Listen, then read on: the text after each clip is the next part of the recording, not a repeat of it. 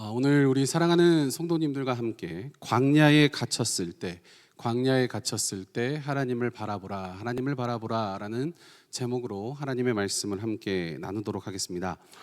이스라엘 백성들은요, 하나님께서 친히 그들을 애굽에서 구원해 주셨다라는 이 사실을 분명하게 그들은 알고 있었습니다. 그들은 애굽에서 10가지 재앙을 통해서 하나님의 능력을 체험했죠.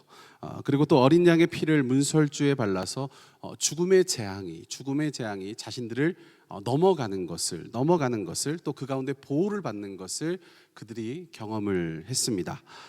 그들은 이런 경험을 통해서 하나님의 크고 위대하심을 깨달았을 겁니다. 그리고 아마 그들 마음 가운데 기대하는 마음이 있었을 겁니다. 어떤 마음이냐면, 와, 이런 분이 우리의 하나님이라면, 그 초강대국 애굽을 10가지 재앙으로 무너뜨리시는 그 하나님의 모습을 보면서, 이런 분이 우리의 하나님이라면 우리를 인도하시고 약속의 땅으로 우리를 이끌어 가실 때 그 땅에서 누릴 어마어마한 축복은 감히 상상하지도 못하겠구나.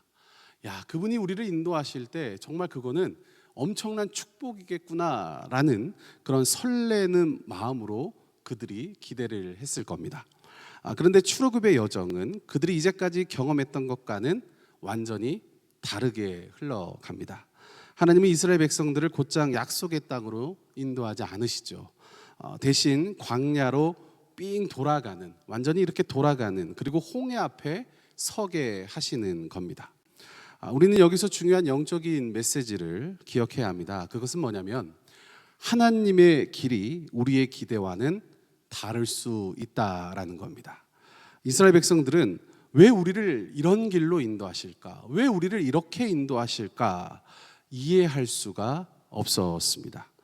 눈앞에 펼쳐진 것은요, 막다른 길처럼 보였기 때문인 거죠. 이스라엘 백성들의 뒤에는 애굽의 강력한 군대가 지금 추격해 오고 있고요, 그들 앞에는 홍해가 가로막고 있는 그런 상황인 겁니다. 이런 상황에서 하나님의 계획을 이해하기란 정말 쉽지 않을 겁니다. 그들이 경험했을 때는 엄청난 분이셨고, 그분과 함께하는 길이라면 너무나도 엄청난 축복의 길일 거라고 생각을 했는데, 막상 그 길을 걸어가는데 앞과 뒤가 완전히 막혀있기 때문에 그 상황 속에서 하나님을 이해하기란 쉽지 않습니다. 우리의 삶도 마찬가지입니다.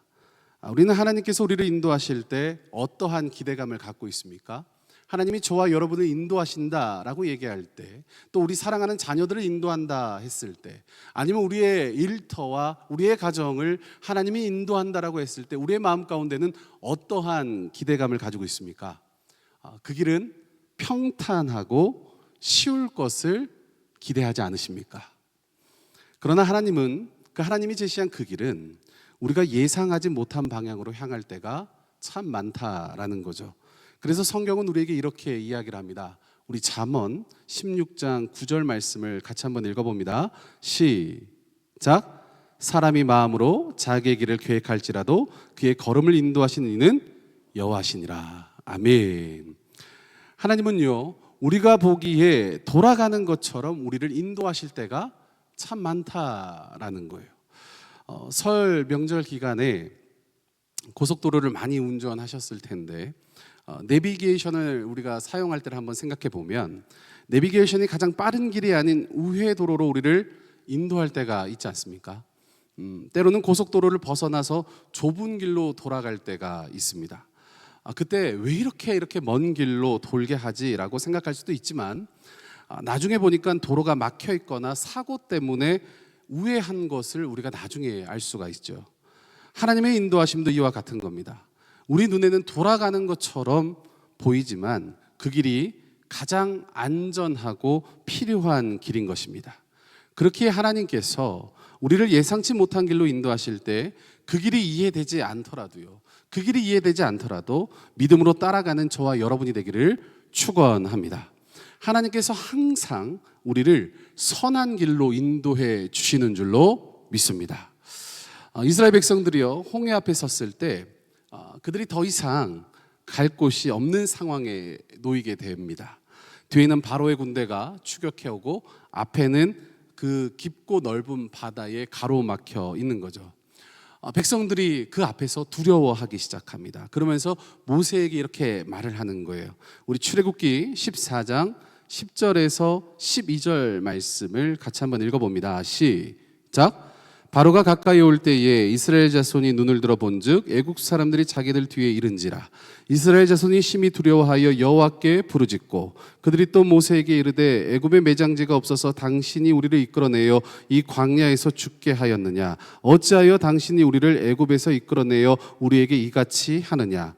우리가 애굽에서 당신에게 이른 말이 이것이 아니냐. 이르기를 우리를 내버려 두라. 우리가 애굽 사람을 섬길 것이라 하지 아니하더냐. 애굽 사람을 섬기는 것이 광야에서 죽는 것보다 낫겠노라. 우리가 방금 읽었던 이 말씀을 통해서요, 지금 이스라엘 백성들이 극도로 지금 두려움에 사로잡혀 있는 그런 모습을 우리가 볼 수 있습니다. 눈앞에는 갈라지지 않는 홍해가 지금 막혀 있고 뒤에는 그 애굽의 그 군대가, 강력한 애굽의 군대가 무서울 정도로 바짝 추격해 오고 있는 거예요. 앞으로 나갈 길도 막혔고 도망칠 길도 전혀 보이지 않는 그런 상황에 놓인 겁니다. 마치 우리가 인생을 살다 보면 사면초가에 빠졌을 때 그 느낌 있잖아요. 사면초가에 빠졌을 때 막막함과 절망감, 그런 비슷한 상황 가운데 지금 이스라엘 백성들이 놓여 있는 거죠. 정말 살 길이 없어 보일 때 이스라엘 백성들은요, 두려워하면서 하나님께 무엇을 했다라고 성경은 얘기하냐면 여호와께 부르짖었다라고 얘기합니다. 10절 말씀에 보니까 부르짖었다라고 말하는데, 그런데 이 부르짖음은 믿음의 기도가 아니라 이 부르짖음은 뭐냐면 원망과 불신의 외침이라는 거예요. 뭡니까? 그들의 고백은 차라리 애굽에서 노예로 사는 게 더 낫겠다라는 거죠. 거기서 살다가 거기서 죽는 게 지금 이곳에서 죽는 것보다 더 낫겠다라는 거예요.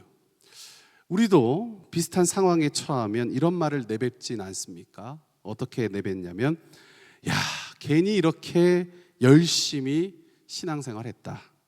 이럴 거면 차라리 내 방식대로 내 마음대로 할 걸, 이렇게 후회하지는 않으십니까? 아니면 하나님 왜 하나님은 나를 이런 고생길로 인도하십니까? 하나님 왜 이렇게 나를 힘들게 하십니까? 원망할 때도 있습니다. 이런 말들은 사실 우리가 하나님에 대한 신뢰가 흔들릴 때, 우리의 마음이 바닥을 칠 때 우리 안에서 그 마음의 상태를 우리의 입술로 툭툭 내뱉는 거죠. 그런데 감사하게도 그럼에도 불구하고 이런 상황, 하나님에 대한 신뢰가 무너졌고요, 하나님을 향한 마음이 흔들리는 그런 상황 가운데 감사하게도 그럼에도 불구하고 사랑하는 성도 여러분, 하나님께서는 지금 이스라엘 백성들을 책망하기보다는, 저라면 엄청 책망할 것 같아요. 나를 믿지 못하냐 이 자식아? 이럴 것 같은데, 하나님께서 이스라엘 백성들을 책망하기보다는 그들을 건지실 놀라운 계획을 이미 하나님께서는 준비하고 계셨던 거죠. 그리고 그 계획을 이루시기 위해서 모세에게 이렇게 말씀하십니다. 우리 출애굽기 14장 14절을 한번 읽어봅니다. 시작. 여호와께서 너희를 위하여 싸우시리니 너희는 가만히 있을지니라. 아멘. 사랑하는 성도 여러분, 우리가 보통 문제에 부딪히면 어떻습니까? 어떠한 문제에 내가 부딪히면 여러분 어떠한 반응을 먼저 하십니까? 아마 보통 대개의 사람들은 어떤 문제에 부딪히면 뭐라도 해보려고 합니다.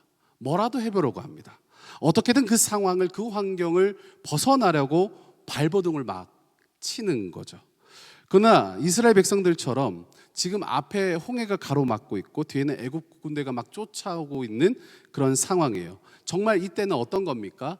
아무것도 할 수 없는 상황에 처해 있을 때, 그때 하나님은 뭐라고 얘기하시느냐면 방금 읽었던 그 말씀 속에서 잠잠하라, 가만히 있어라, 그리고 내가 너희를 위하여 역사하는지를, 어떻게 역사하는지를 지켜봐라.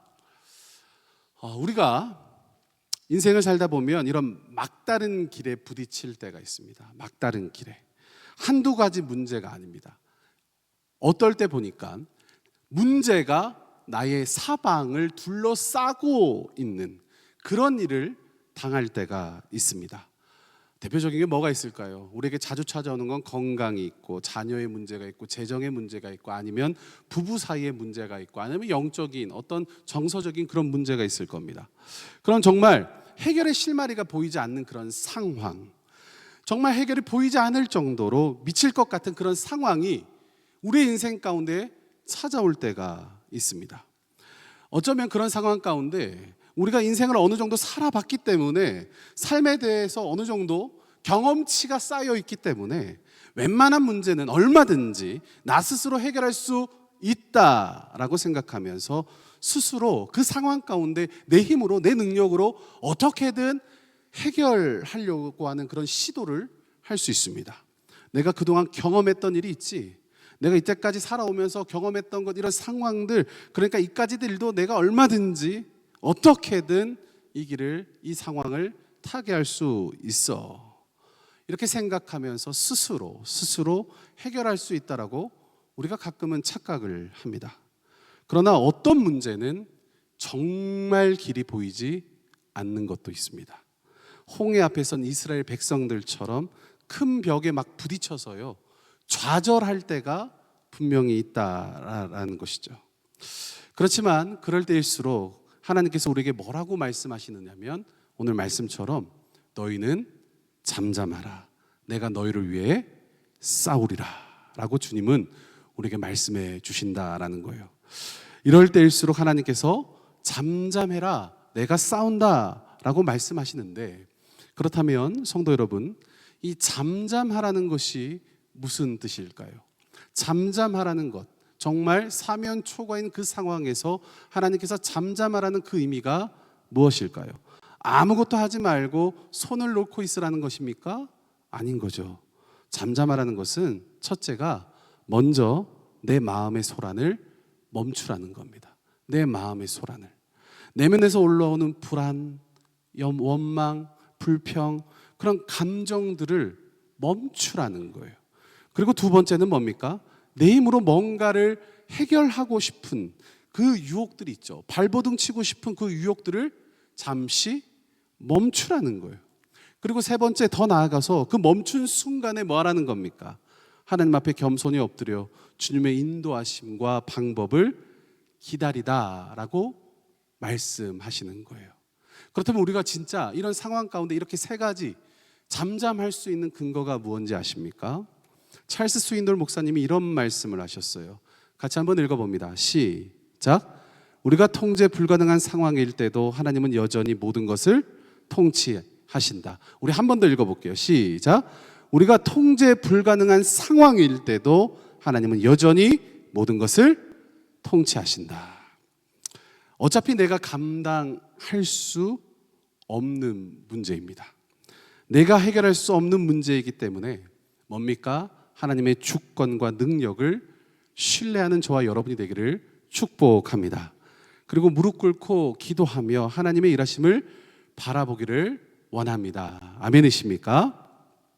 성도 여러분, 우리가 여기서 한 가지 더 기억할 것이 있어요. 어떤 거냐면, 하나님께서 이스라엘 백성들을 정말로 멸망시키거나 잘못된 길로 막 이렇게 몰아 넣으신 게 아니라는 거예요. 오히려 홍해를 가르시는 기적을 통해서 하나님이 어떻게 하십니까?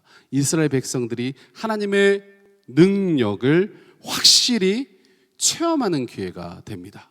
사면초가에 몰렸을 때 오히려 그들을 멸하려고 멸망시키려고 그런 게 아니라 하나님의 전적인 능력을 체험하는 기회가 된다라는 거예요.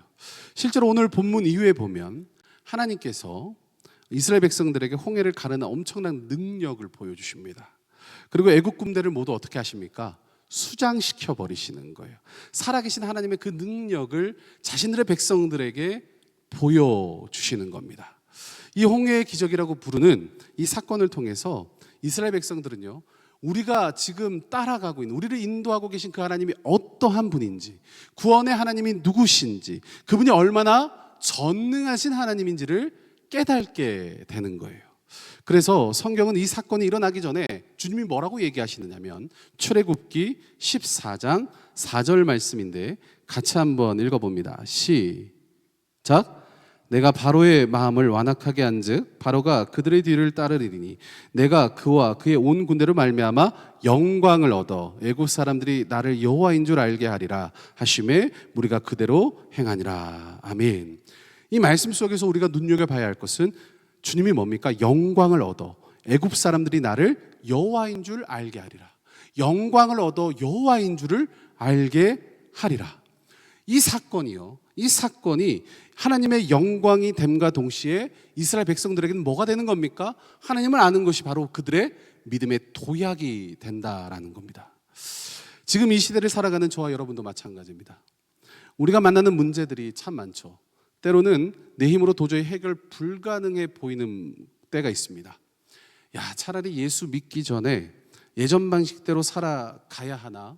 예수 믿기 전에 믿음으로 산다고 하지만 정말 너무 바보처럼 사는 거는 아닌가? 이런 후회가 어떠한 문제 앞에서 우리 생각을 스쳐 지나가게 할 수도 있습니다. 그런데 바로 그 순간이요, 그때가 지금 홍해 앞에 선 이스라엘의 순간일 수 있다라는 거죠. 여러분, 하나님께서 우리를 그 자리에 두신 이유가 뭘까요?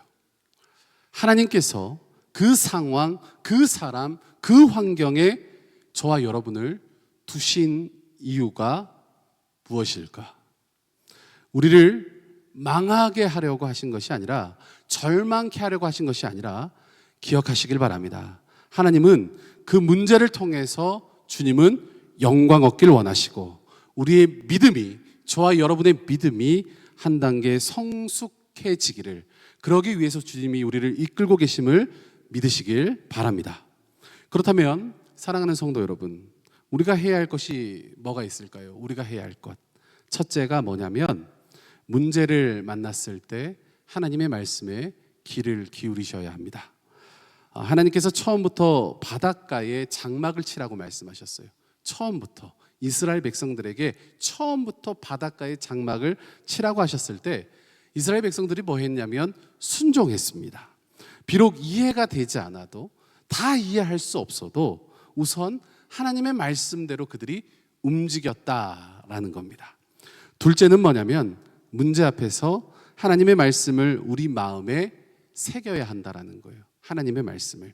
특별히 오늘 본문 14절에 뭐라고 얘기하셨습니까? 여호와께서 너희를 위하여 싸우시리니 너희는 잠잠하라. 하나님이 우리를 위하여 싸우신다. 그러니 우리는 잠잠하라. 이 말씀이 저와 여러분의 삶과 신앙에서 핵심적으로 붙잡아야 할 말씀인 줄로 믿습니다. 그리고 셋째는 뭐냐면 문제를 이기는 가장 확실한 길은 지금까지 나와 함께 하신 하나님의 역사를 기억하는 것입니다. 이스라엘 백성들은 10가지 재앙을 통해서 이미 하나님께서 애굽을 완전히 무너뜨리는 것을 경험했습니다. 하나님, 전능하신 하나님께서 그들을 건지실 때 그들의 실력이 아니라 하나님의 전적인 능력으로 말미암아 그들이 애굽에서 건짐받는 것을 그들이 경험했습니다. 그럼에도 불구하고 순간적으로 어떻게 한 겁니까? 과거의 은혜를 다 잃어버린 거예요. 과거의 은혜를 싹 다 잃어버린 거예요. 그러자 그들 속에서 튀어나왔던 건 뭡니까? 원망과 불평이 쏟아지는 겁니다. 과거의 은혜를 잃어버렸다라는 것을 우리가 알 수 있는 방법이 있죠. 그게 뭡니까? 내 입술 속에서 원망과 불평이 쏟아지고 계십니까? 그렇다면 주님께 받았던 그 은혜를 싹 다 잃어버린 거죠. 우리도 마찬가지죠. 이미 하나님께서 우리의 과거 가운데 얼마나 많은 은혜를 부어주셨는지 모릅니다. 주님이 주신 기도의 응답과 은혜 물론이거니와 너무나도 많죠. 더 나아가서 중요한 건 십자가의 은혜를 우리 주님이 저와 여러분에게 주셨잖아요. 뭡니까? 죄인이었던 나를 하나님의 자녀 삼아 주셨습니다. 그리고 지금까지 우리 주님이 나를 놓지 않고 인도해 주셨죠. 이것이 엄청난 은혜인 줄로 믿습니다. 우리가 받은 은혜와 사랑을 기억하면 우리 안에 다시 한 번 더 그 믿음이 새로워지는 줄 믿으시길 바랍니다. 성도 여러분, 오늘 이 새벽에 우리 가운데 힘들고 어려운 문제를 품고 계신 분이 있습니까? 오늘 말씀을 통해서 우리가 기억하길 원합니다. 무엇입니까? 하나님이 나를 위해 싸우시는구나. 하나님이 나를 위해 싸우시는구나. 그리고 이 문제, 지금 내 앞에 있는 문제, 사면 초가 같은 문제, 여러분 그 문제가 뭡니까? 하나님의 영광, 하나님이 영광 받으시기 위해서, 그리고 나의 믿음을 자라게 하기 위해서 하나님 지금 그 자리, 그 환경, 그 사람 가운데 저와 여러분을 나를 두셨구나, 이 고백을 올려드릴 수 있는 저와 여러분이 되기를 축복합니다. 하나님께서 우리 인생 속에서 놀라운 기적을 행하고 계시는 줄로 믿습니다. 말씀을 정리하겠습니다. 오늘 이스라엘 백성들이 홍해 앞에서 사면 초가의 상황을 겪고 있습니다. 그러나 하나님께서는 그들을 끝내 어떻게 하십니까? 구원해 주십니다. 끝내 구원해 주십니다. 전능하신 하나님의 역사로, 하나님의 기적으로 그들을 구원해 주십니다. 여호와께서 너희를 위하여 싸우시리니 너희는 뭐해라? 잠잠하라. 잠잠하라. 오늘 이 말씀을 우리 가슴에 새기며 우리를 향하신 하나님의 선하신 계획을 신뢰하는 저와 여러분이 되기를 축원합니다. 광야에 갇힌 그런 상황이 닥쳐와도요, 어떤 그런 갇혀있는 상황이 오도요, 하나님께서 우리를 위하여 길을 열어주시고 싸워주실 것을 믿고 흔들리지 않는 그 믿음으로 일어서는 저와 여러분이 되기를 우리 구주 예수 그리스도의 이름으로 축원합니다. 끝으로 기도의 사람, 성령의 사람이라고 하는 분이 계시죠. 앤드루 머레이라는 그 목사님이 이런 말을 하셨어요. 우리 같이 한번 읽어보겠습니다. 마지막으로 시작. 하나님께 전적으로 맡겨진 삶에 대해 하나님은 온전히 책임지실 준비가 되어 계십니다. 우리 한 번 더 고백해 봅시다. 시작. 하나님께 전적으로 맡겨진 삶에 대해 하나님은 온전히 책임지실 준비가 되어 계십니다. 아멘. 하나님을 전적으로 신뢰하는 저와 여러분이 되기를 주님의 이름으로 축원합니다. 그리고 하나님께서요, 우리가 하나님을 전적으로 의지하고 신뢰할 때 주님은요, 오늘 온전히 저와 여러분의 삶을 책임져 주실 줄로 믿습니다. 기도하겠습니다. 사랑과 은혜가 풍성하신 하나님, 오늘 이스라엘 백성들이 홍해 앞에 서서 뒤에는 애국 군대, 앞으로는 넘을 수 없는 홍해에 갇힌 상황에 놓였습니다. 그들은 원망하고 두려워했지만 하나님께서는 그들을 버리지 않으시고 기적적으로 홍해의 길을 열어주셨습니다.